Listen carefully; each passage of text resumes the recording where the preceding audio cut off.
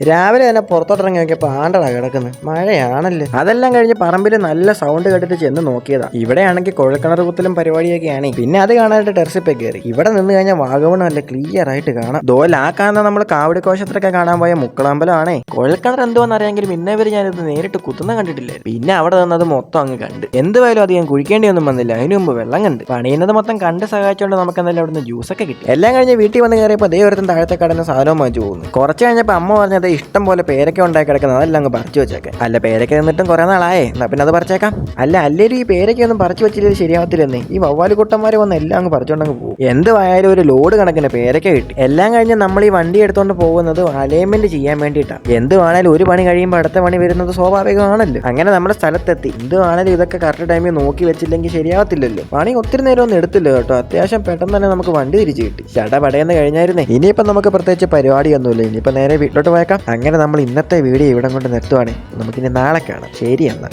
Okay bye.